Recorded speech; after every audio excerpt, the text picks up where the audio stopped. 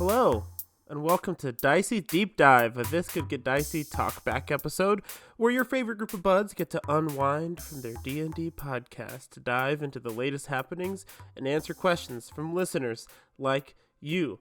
I'm Kenny Chilton, and today is a beautiful day to play a little bit of a trivia game. Oh, we have a trivia? You're starting it with trivia? But first, y'all introduce yourselves. Hi, I'm Alex Villarreal. I play Ellis Vindove.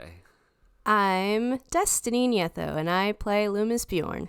And I'm Becky Schmader, and I'm the game master for This Could Get Dicey. This is our first talkback episode, everyone. Woo! Woo! Woo, woo, woo. Woo!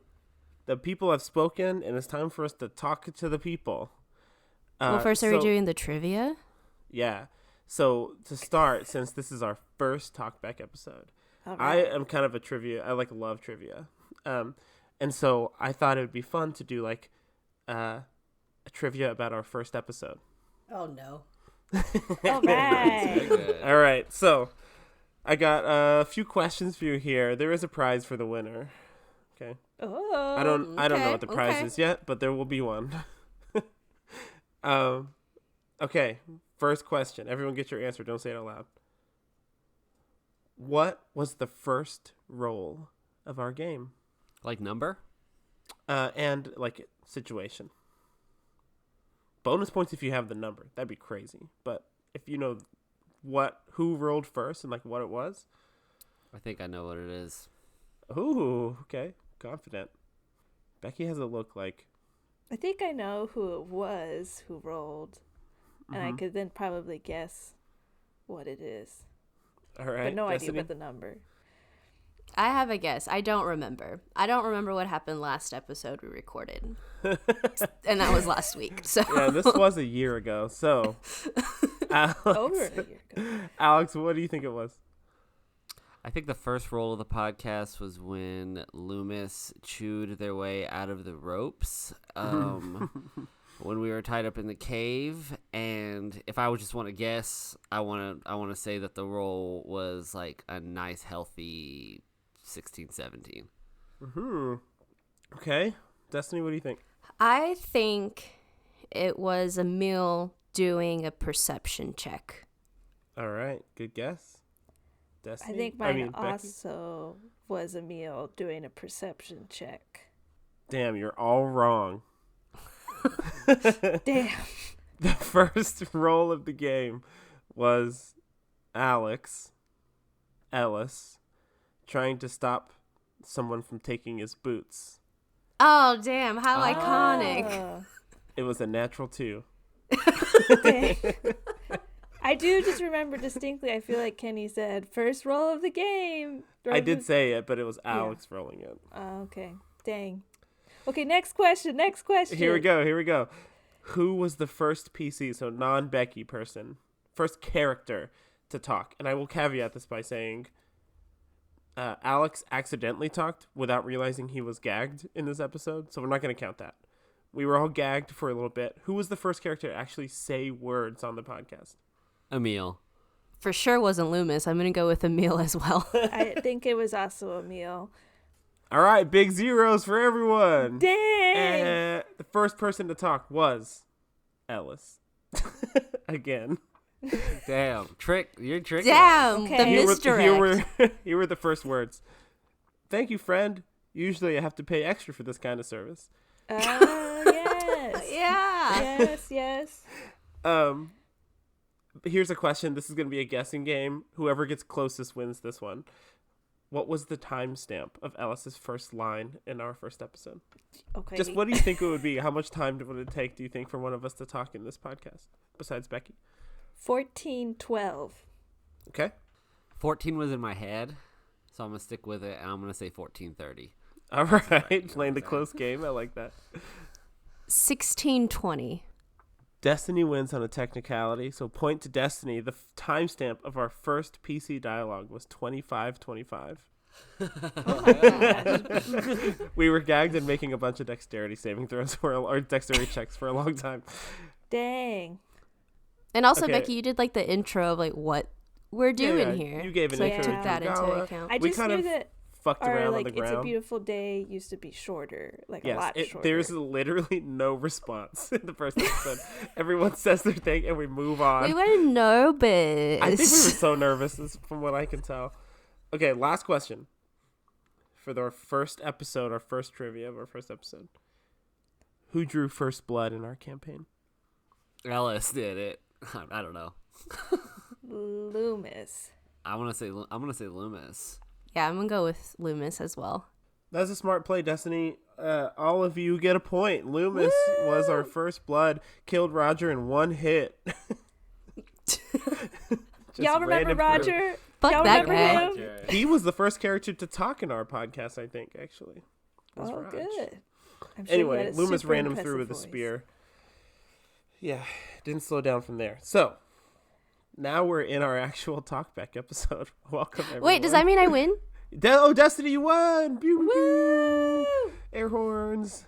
I don't know what the prize is yet. I'll figure it out. Okay, keep me posted. So we gathered some questions from you, the listeners. Thank you for these questions. And we're just going to kind of shoot some off. We'll keep it loose. Here's a question first for everyone. What inspired you all to start a D&D podcast, and how did you get started? Well, I believe I distinctly remember we were celebrating Kenny's birthday, so it was like October.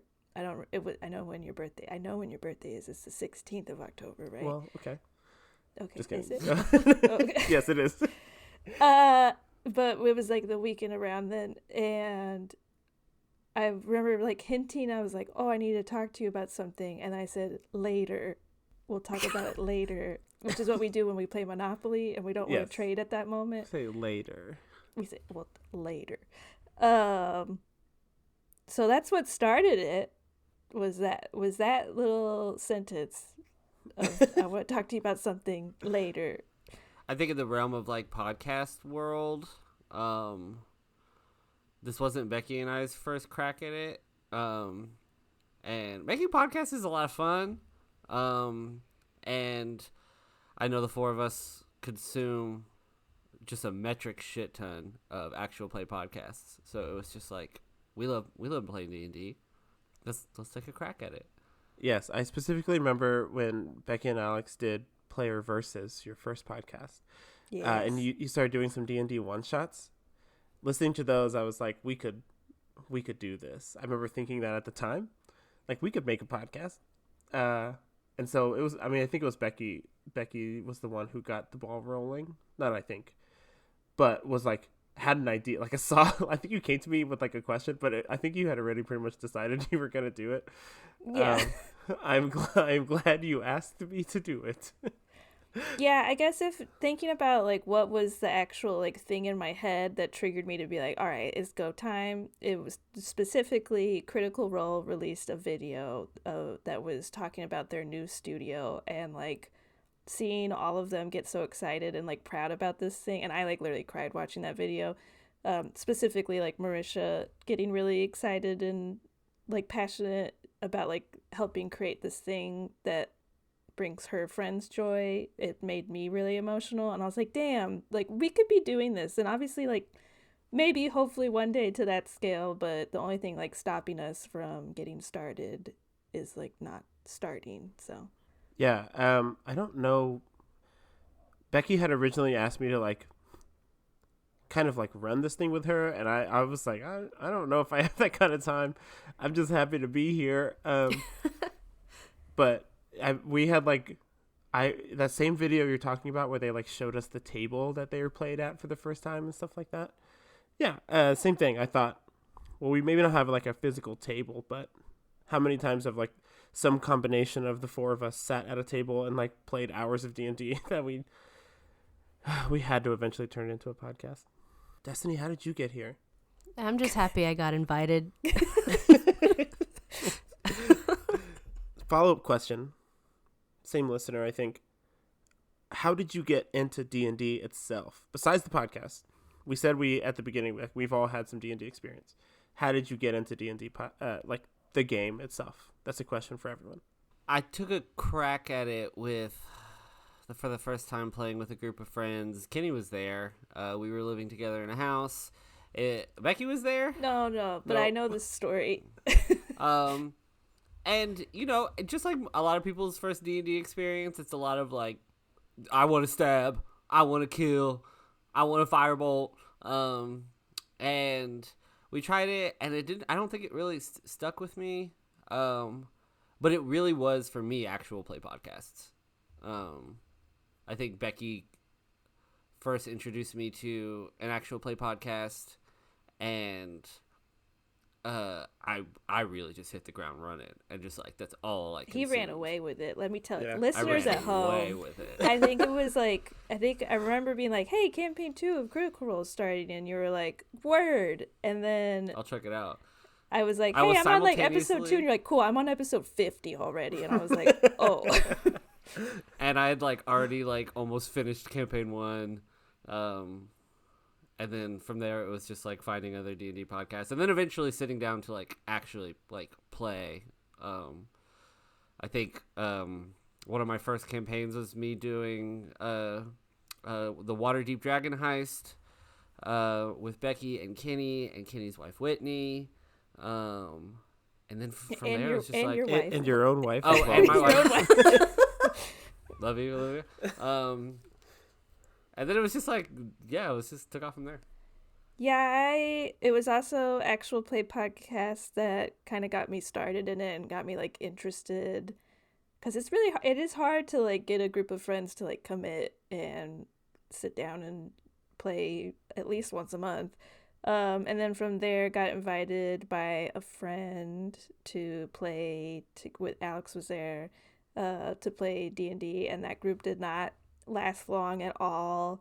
But I was so happy to be there. Like, I remember getting the text from the DM being like, "Hey, do you want to, like, join our group?" And I was like, "This is the greatest day of my life."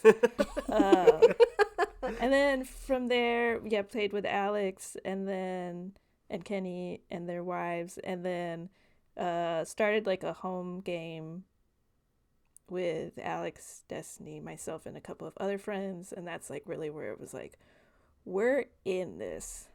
Yeah, for me, I think Becky, when we lived together and then our other roommates, we did like a 1-day D&D session, Yes. and it went well, but then I don't know, we just fell off of it. We couldn't, weirdly enough, even though we all lived together, couldn't schedule another time to do it. Very strange, yeah. It was very strange. I was also working a job where like sometimes I'd come home at 3 a.m. So it was a weird time. But then you did your homebrew campaign that you just mentioned, and that's when I really got into D&D, just because I think we just all vibed together. It lasted 2.5 years, 3 2.5 years, 50 something sessions, I think. Yeah, which was awesome. And then while we were playing that, then that's when I got into actual play podcast. So kind of different than y'all's, where you started the podcast and then started playing. I started playing, had so much fun with it, and I was like, oh, professionals do this. Yeah. And they have media to consume for free. Okay, sure. And then, because I was always very intimidated by Dungeons and Dragons, because I just thought, I don't play video games, so I just was like, I don't know how to do any of this. Like, there's nothing that I consume currently that kind of translates to, tabletop role playing. But I'm glad I did it.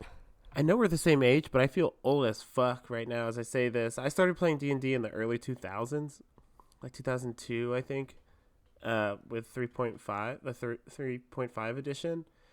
My brothers and I played a lot in the summers, and we would have like, it was, I don't remember like the number of years we would play the same characters, but it would be like not a continuous story like we play now. It would just be like, we have these characters and we're going into dungeons and like dying fucking gruesome deaths and then recycling the characters and just like playing over and over again. I have a specific memory.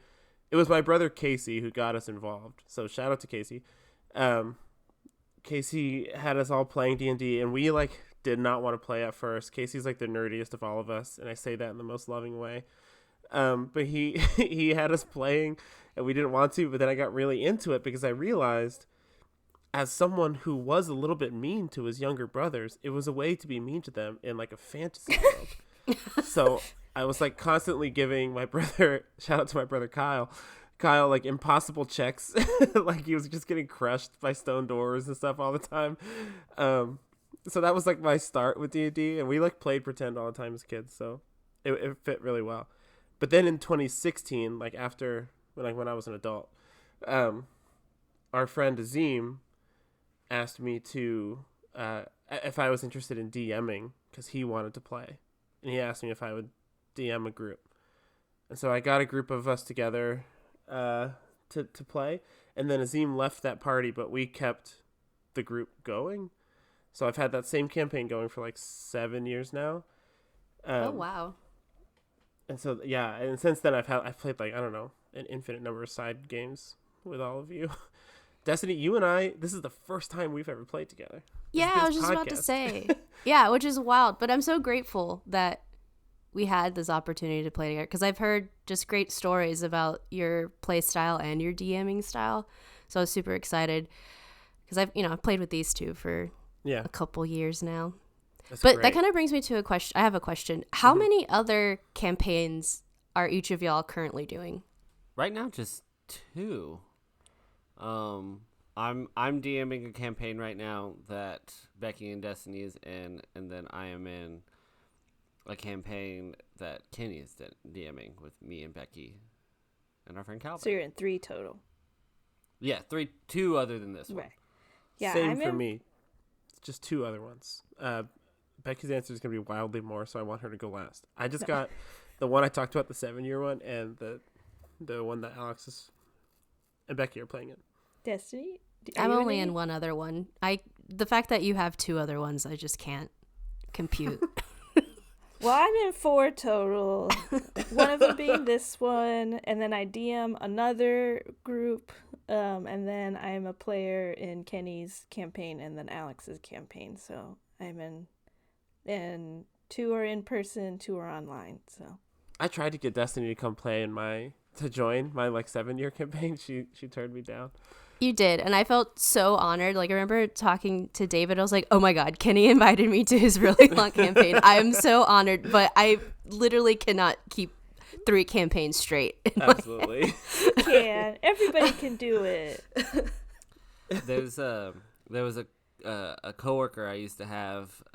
He passed away a few years ago. But he was in. I thought it was like crazy inspiring that he was in. An all text-based D&D campaign that like took place over Discord. Interesting. And it was like, and he was the only person who lived in America. There were like people in Europe and Asia and like South America. So like time zones were all different. And it was literally like whenever you could respond throughout the day, you would respond. And like apparently that campaign was going on for like years and years and years. He's like yeah, like one combat takes like a month because it'll be like, so hey, I need you to cool. roll to attack, and then like a day later, somebody in like Singapore will be like, I rolled a 17. That's so cool. That's sick. Yeah. There's so many ways to play this game. I love it. But along that note of like being in all these campaigns, we have a lot of listeners who don't play either because they've never played before, they listened because they knew us, or they got into it and now they're interested in D&D. This person asked, what advice do you have for new players who are interested in getting into D&D, and how to like find a group to play with? It's really like, I think the hard part about D&D and any sort of like extracurricular like activity, it's easy to like get your friends together for like a party or like a barbecue or a gathering, but to gather a group of people that are willing to commit to something like that is a continuous meetup is really, really difficult. I think kind of like testing the waters with your friends, different groups of friends, different people with one-shots is like a really, really great way. I think one of the first one-shots I ever did were like pre-assigned characters. Like it really takes a lot of pressure off of people that like, he's like, all right, well, everybody go and make a level 1 character. And if you don't know fuck all about D&D, like where do you start?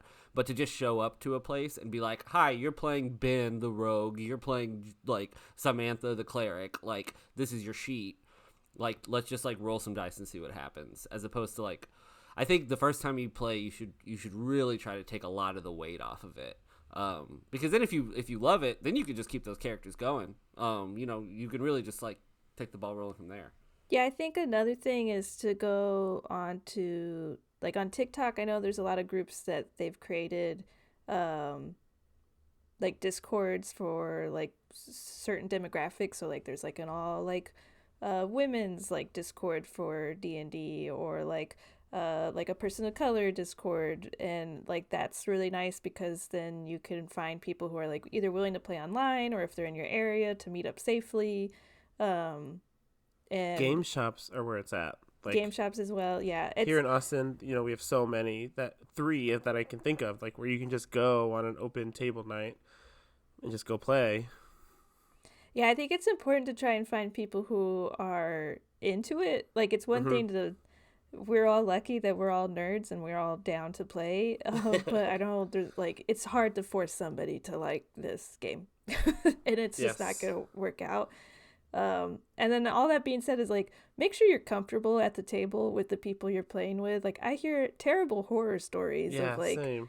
of DMs and players who are like just there for themselves or not there to be like collaborative. So it's always okay to like walk away from a game if you're not comfortable, and you'll find another one that's better for you. I was gonna say the online community for D&D is like large and growing. Yes. As is the like TTRPG, the like tabletop role-playing game space. Like, D&D is not the only TTRPG, so like there's other ways to get in if D&D seems a little too overwhelming. There's like simpler game systems you can get into as well. So like there's just plenty of community online is what I was gonna say. Also, I mean, if there's enough new or listeners right now that never played, maybe y'all can all get together and start something. Wow. Yeah, somebody start a Facebook group. What year is it? No, No. Facebook. No more Facebook. We do not We don't condone Facebook here. usage. Okay, enough D&D broad talk. Let's talk about This Could Get Dicey, our podcast. Becky, there's a lot of questions for you. I'm going to kind of sprinkle them in, okay, because you're the DM. Someone asked, because I think they're kind of thinking about the story and how much work goes into this. How many hours of prep time would you estimate you put into an episode as the DM? I think that probably like 2 hours at least, like per episode. And then if it's kind of going into like a new area, like when we're going towards like creating Mistfall and creating like Venzor, like then it kind of ramps up a little bit and spending more time like working on maps or lore around that. But I'd probably average out to like 2-3 hours maybe, like per episode, something like that. Damn. Oh yeah, it really depends on like, are we doing like a dungeon, are we doing like a lore heavy thing, or is it like, I don't know, shit's hitting the fan and I don't really know what's gonna happen, so like what's the point of prepping? There's definitely been some sessions like that in the recent episodes, so kudos, Becky. Thank you. Alex, a similar question for you. Someone said, what's it like making the music, editing, and playing for the pod? Like all three jobs, I think they were asking. Playing for the pod is easy and fun and breezy. It makes editing and doing the music a lot easier because I'm there. Like whenever we record, like I'm like making, like obviously like I know big themes of overarching, like, I know that this is the big focal point of an episode. Editing is tedious at times. Sometimes it's a lot of fun. I did like a small part-time audio gig a couple years back, and when I first hopped on, the job sounded like really, really easy, but like the guy who ran it was just like, it'll take you 10 minutes, like the ratio of time it takes you to get through time is like 10 minutes of the content equals 1 hour of work. And right now, if it's a combat episode, that's really still accurate. But then you have an episode like when Emil and Kara have their big heart to heart. That was a breezy episode. Just like sit back and listen to two friends pretend to be married. I'm glad that was easy for you. That was not easy on our end. So that's great. No, it was not. No, it was not. Me and Destiny kicked back. And the music is a lot of fun. This podcast actually helped me. Really helped me get out of like a big like creative slump musically. One, it forced me to start thinking about like, you know, I'm like a songwriter, so I like write songs, and I hadn't been writing songs for a really long time. And doing this podcast, like putting like a deadline on things, it really helps me work better. There are lots of songs here that I am super proud of, and a lot of them happen in like one fell swoop. Like I'll be at work all day just like kind of humming a melody in my head, and then I'm like, I have to get home, and if I don't get this out, and it usually will take me like a solid like 2 hours, and like a whole song is done. That's crazy. That's insane. That's awesome though. Yes, if you all didn't know, listeners, Alex composes all the music for the show. It's all original music. None of it is stock music. So maybe we'll sell it. Except someday. What? I'll be super upfront. The drums, the drums in the intro and outro music are loop drums that I did not do. But that's the only thing. Gasp. What's the point? Just a couple more broad questions, and then I want to get into some like specific character and story kind of questions. Where did "It's a Beautiful Day" come from? I have the same question, but a listener also asked, where did this tradition we have come from? All right. This one's a me one too. Well, first Destiny and I had talked. I remember we were like talking about, I think we were talking about Loomis, and we were like, oh, we kind of like, we should try and figure out something to like kind of do before we just like jump into the main plot and like into the D&D part of it. And I am a longtime fan of Grey's Anatomy, and it is a comfort show for me. And one of the doctors, Derek Shepard, before surgery would say, "It's a beautiful day to save lives." And it's like in passing, like, okay, cool, whatever. But like, if you think about it, like that's really like he would do that before like literally cutting into someone's brain. Like he wouldn't just like say that like it's a beautiful day to save lives, everybody. Like he's doing that to kind of like put it in perspective and make sure the vibe is good in the surgery hall and stuff like that. So I thought "It's a Beautiful Day" before saying something nice would just be like a clever way for us to just sort of like make sure things are light before starting an episode, and you know, people would get a little insight into our lives, and then remember to sort of like keep things in perspective, keep it loosey goosey, you know. That's where it started. I do like it because it gives me a chance to like differentiate myself from Emil. Like I am not a capitalist, by the way. So I do like that like part of our podcast where I can like be a human before I play this character. Grey's Anatomy. All right. Are we gonna keep it? You think is this a forever thing? Like in our next campaign, are we still gonna do it? I think it's kind of our thing. I think it's our thing. Beautiful. Maybe like on an April Fool's episode, we can do like "It's a Terrible Day." When's our next April Fool's episode? We have to look ahead. Yeah. Or we like if an April we do like a Fool's one shot falls where on we're a evil. Wednesday, or if we do a one shot. All right, here's another listener's question. This one's kind of a chaotic one. If you could eat one of the dice, which one and why? I think the answer is like super obvious. Yeah. But I don't want to pick the obvious one. I'm thinking about them in terms of like their hard candies. Yeah. It's like the only way I can think of them if they were edible. Oh, Like I was thinking them in cheese. Okay. Oh, wow. Okay. Okay. I was So I was thinking like, candy. You tell us about cheese, though. well, like in my head, thinking about it, just like going through the dice, the normal dice, like the 6-sided dice, looks like a block of cheese. Oh, So is that what you Like a choose? cheese cube. No, that's the obvious one. So I wouldn't. That's pick not what I that would one. choose. So That's not what I would choose. Mm-mm. I think I would choose the 12-sided one. That's Yeah. what I was gonna say. That's what I was gonna D12. say. Oh, yay! Are you for real? This is the Which universal is why I answer. thought the D12 was maybe the obvious choice, not the 6. But No, the 12 Interesting. seems like the lightest on the mouth. it looks like not two, a lot of. like a jumbo gusher, like a gusher that's been Yeah, stretched out. yeah. It's like a pleasantly geometric.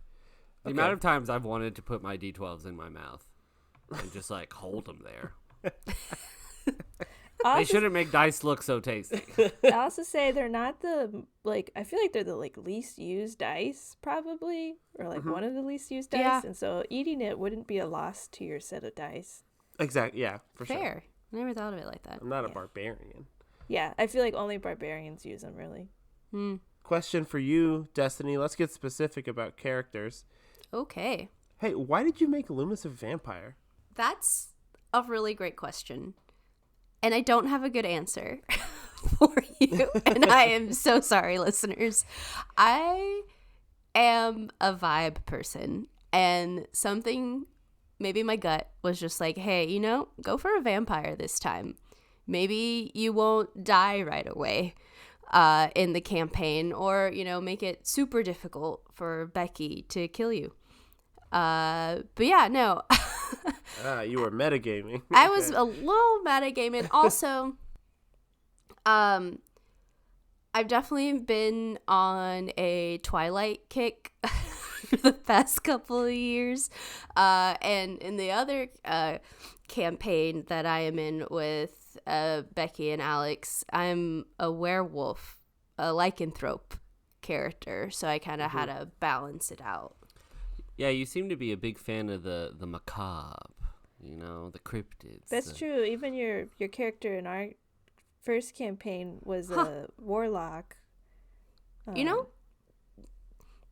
I never thought of it like that. Thank you for letting me know my character choices. Campaign 2, This Could Get Dicey, Yeti. Yeah. Campaign 3, Ooh. Mothman. Mothman. Ooh. Campaign 4, Santa Claus. Oh. The Yeah, I ultimate think- cryptid. I feel like you pivoted hard from your first character in our like long campaign of being like a warlock that was super squishy and was like near death a lot, probably. Yeah. And so you were like, I don't want to do that anymore. So then you went with a barbarian for Alex's campaign and a monk for this one, who's a vampire. I did. So.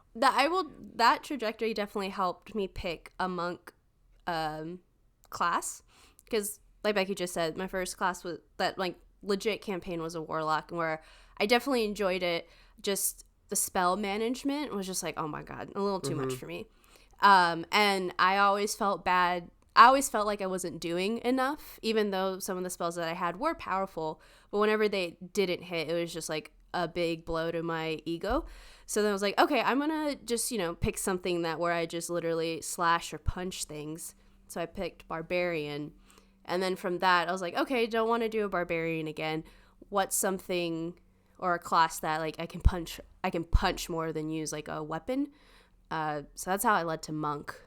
But yeah. I will say, when Becky allowed me to play a villain in the campaign that you played a warlock in, which was really fun, trying to come in and kill all of your characters. I will say I targeted yours because after just like a few minutes of playing, I was like, oh, she's the most dangerous one. Oh, thank you for saying So that. I did target you. So, here's a question for Alex. Whose idea was it for you to multi-class as warlock? As in, did Becky spring this on you, or was it your idea? I don't remember exactly whose like the original idea was. I did like I am notorious for I don't like playing spellcasters. I like martial classes. Combat overall is like kind of my least favorite part of D&D. I've always been very intimidated by spellcasters, but I knew I wanted to play a bard.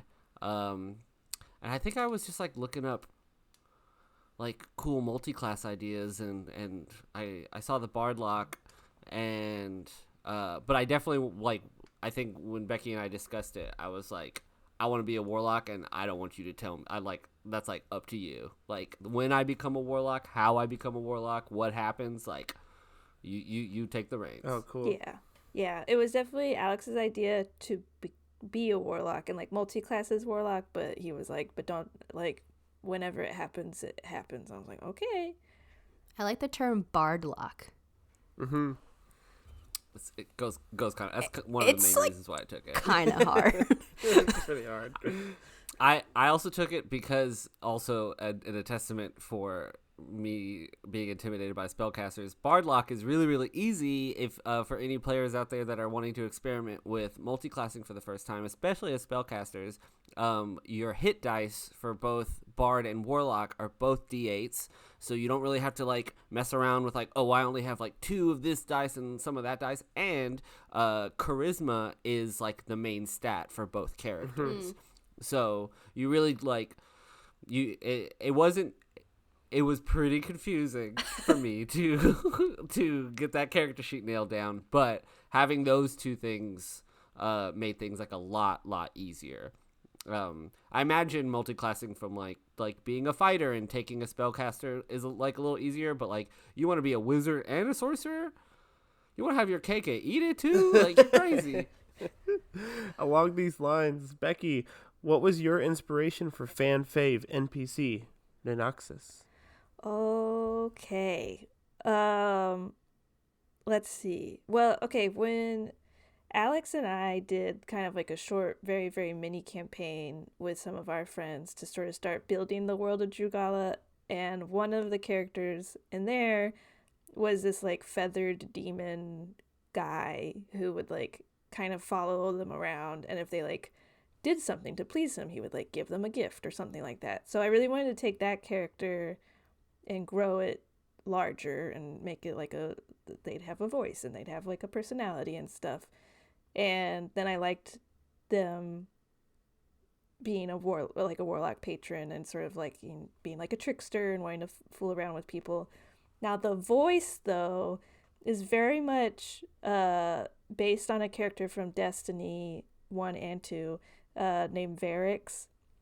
Okay. He's a fallen, and he like breathes really heavily and like wheezes as he talks, and he like kind of speaks in like weird, like kind of question, like broken sentences and stuff, and then he'll say like yes a lot afterwards. So I took a lot of inspiration from that, and I really like. I feel like it adds a layer of like creepiness when you're constantly kind of like posing a question to somebody of like, this is what I think. Yes, like, do you think that too? And so I think that it adds a layer of creepiness as well as kind of like forcing like Alex basically to like, do you agree? If not, what bad thing's gonna happen? And so it kind of I feel like made it a good character. A fan favorite, I'll take it.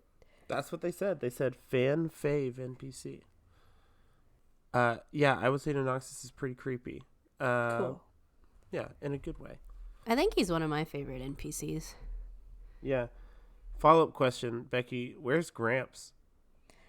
Okay, last time y'all saw Gramps was at that like pixie cult thing that you guys were at, and you let him go, and you said, I never want to see you again. So I think he moved westward still from that location and is perhaps in the city of Therinhill. So. Wow. I didn't think you were going to answer that question. If y'all go there. I think Gramps and Raya are the same person. I'm taking notes now. That's a good idea. That's a good twist. Wait a second. Question for Kenny. What made you want to give your character a family?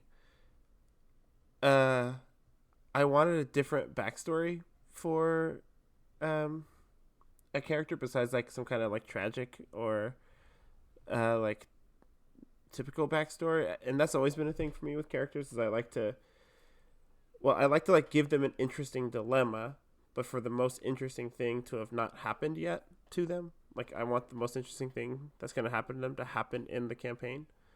And so, like, I liked a family as, like, kind of stakes for needing to get treatment. And, like, for him to, like, have a reason to be cowardly, to, like, need something to, like, stay alive for. But also, I have a family, and it's, like, it looks very similar structure-wise to Emil's family. Because just everything's, like, much harder and more important in my life now than it was before. In like, a good way, because the stakes are higher. So I wanted to, like, try and replicate that in the game. And it, like, adds another dimension to this, like, very otherwise selfish guy that, like, there's a reason for what he's trying to do, if that makes sense. It does. Yeah, at first I thought you were going to say, oh, I wanted to have a character that has, like, a different life than my own. I was like, wait a minute, Kenny. Kenny, wait a second. A businessman. Yeah, and I didn't want it to... I don't think Emil could have gotten as far as he's gotten, like, on his own in terms of, like, success. So I thought that family also mattered for that. Like, support, allyship is good. Otherwise, he wouldn't have made it as far as he did. Becky, let's talk about a story arc that didn't go as expected, or maybe you had to scrap based off of choices we made. Is there anything that, like, didn't make the cut because of we made a certain decision? You know, for the most part, y'all pretty much, like, pick up whatever I put down, and that's been really nice and helpful. So there's not been a lot of times where, like, stuff has been cut from the campaign. But there is one instance in where it was, which was the Academy open house. I had, like, this whole thing written out of, like, you guys go to the open house that night, and, like, each of you would, like, go maybe to, like, a different wing of the Academy and explore it and talk to, like, different professors there. There was, okay, now, so a lot of the stuff around the Academy, I think, got cut. There was another thing where I was trying to drop some leads on the collector, and that you would maybe be able to ask somebody at the Academy more questions about him, but you all didn't pursue that either. Yes, there was, like, that one professor that he, like, knew or something, that knew of him. Yeah, we never went after that. So yeah, a lot of stuff in the Academy that maybe y'all will go back to. I don't know. That one's on y'all. Well, now I kind of want to. Although Ellis, I feel like, hated the Academy. Yeah, I was supposed to say, Destiny, Intrigue, Loomis could give two fucks. Too many books. Well, here's a question, though, about that, you two, for the player characters, for us. I don't know any of you personally, this listener says. Are your characters like you, or are you very different from your characters? Oh, I be projecting, baby. You're doing your character voice right now. Yeah. No, yeah, I mean, Ellis is, I always, I'd like, there's a reason why I think I picked Bard. I like to make jokes. I like to do bits. Whether or not they land or not, it's hit or miss. I think Ellis also likes to, like, lighten the mood, or, like, cut through, like, tension with, like, a joke as, like, a defense mechanism, and I definitely am guilty of that. I think there's lots of similar qualities to me and Ellis. I think Ellis is more charming than I am, for sure. Mostly because it's, like, a character, and I get to, like, be charming, and then I have a plus 12 persuasion to back that up. In real life, you do not get that. Yeah, I would have to say the same for myself. Like, definitely projecting some things, definitely a lot of similarities, a lot of the same likes. But I feel like the biggest difference is that I, Destiny, am a people pleaser, and Loomis is not. So maybe also trying to project something that I'm not, that I'm working on. I don't know. But yeah, no, I think a lot of similarities. What is it? Like, life imitates art, art imitates life, whatever. I think a little bit of each of us are in our characters, and I think that's kind of what makes it work at times, and also makes it comfortable for each, at least for myself, makes it comfortable for me to play along in this space with y'all. But yeah, there's some similarities, there's some differences. He has a penis, I don't, Facts. I've always wondered. He's a vampire. You're a vampire. Yeah. Immortal. You were also immortal. I'm immortal. You have a superior body. I have a oh my god, I wish. Destiny do be climbing on walls. I do be climbing on walls. She's upside Sometimes down I'm just on the right now. ceiling. Down Yeah. here.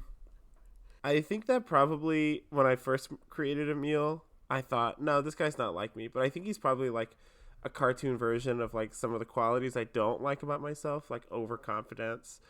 I do really care about money a lot. Like I think about it a lot. So it's like a thing that he like exudes.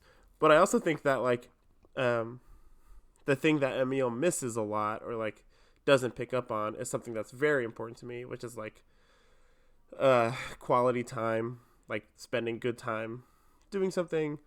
That's like something Emil misses out on a lot, and I want to make that like a major flaw for him, and that like means a lot to me, is like spending really good time on something.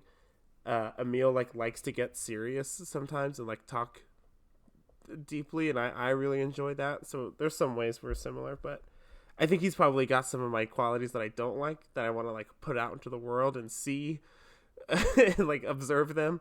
He probably has some of those that I like to look at from afar. I have a question for y'all. Which of the NPCs do you think are most like me? Oh. The Collector, for sure. Sick. Probably the Collector and Noxus, for sure. For sure, Nanoxus, yeah. I mean, I have a pretty good answer, I think. I would say Alarin. Okay. You're kind of like well, for us three specifically, but not just for us three, but you kind of like bring people together. Like one of my first impressions of you, Becky, like over a decade ago of meeting you, was like leading this club that we were all in college, right? And like leading us to like several national championships and stuff like that. Like you bring people together and like create community. So that I think that's probably like Alarin in that way. Wow, I'm just fishing for compliments. I was about to everybody. say, Becky was like, make me feel good about myself. Like I know doing Kara was difficult, but I think you did the character really well, and I feel like that character was like a lot of you in that character. It was very much like a voice of reason. I think out of all the characters, that was like the most Becky. I saw the most of it in Kara. Oh, okay. I think for me, well, when you asked that, the first NPCs that came into my head were the robots. That's what I was gonna say. That's what I think too. I think I'm most like the robots. And I think what stuck out with that is that each of them had their own thing that they're like really good at, or they're really into, and you are just so into your hobbies that it was just like, okay, this one's the chef of the group because they're really into cooking or learning how to cook. This one's, the candy store because they're really into that. So that just made me think of you most. Wow. I was going to say the robots because I think they, all of my anxiety is like how they talk, and have anxiety is how I feel like I have. Like, especially whenever they would, like, you guys would say something and they go, oh, I feel like that's in my head all the time. You do say that a lot. You said, oh. So That's very good. All right, y'all. Let's wrap up. One last question is for everyone. Really think about this one. Okay. We're 40 something episodes in, I think, when this releases. Favorite improvised moment so far, or like unexpected moment? easy. I got my answer right now. Yeah, same. Okay. When Ellis's speech to the collector. Like, Yes, Yep, same that's mine thing. too. I've been Yes. touched by dark I've been magic. touched by dark magic. That's my favorite one. You've been looking at them two, and you're just looking at me like a piece of meat or whatever he said. Talking about but cutting the tension, that was very good because it was a it's really so tense good. conversation. I want it on a T-shirt. Like, it'd be like a front Yes, and we back said the T-shirt. whole speech on a shirt. I didn't want to be a dick and pick that moment, but yeah, that's my favorite one too. I want to get like you have you ever seen those like tweets that's like it'll be like only like real ones know what this sentence says, and it's just like the first letter of every it's like word in the 15 sentence. Yes. or 20 letters. Like it's like what your dad yells at you is like get back in the house right now or something Yeah, like yeah. that, something along those lines, like that whole Or monologue. one of those like really long, like, what would Jesus do? But it's like, Yes. yeah. I'm glad we all agree though. That is a very good moment. Lots more to come. Listeners, thank you for your questions, and thank you all of us, for talking back to our listeners. I hope y'all like Trip- this. Yeah, I don't know how to end this. You can end it like Guy Fieri and be like, catch you next time on Dicey Deeps and Dives. We'll just keep that one and just play us out with that one, Alex. That's good.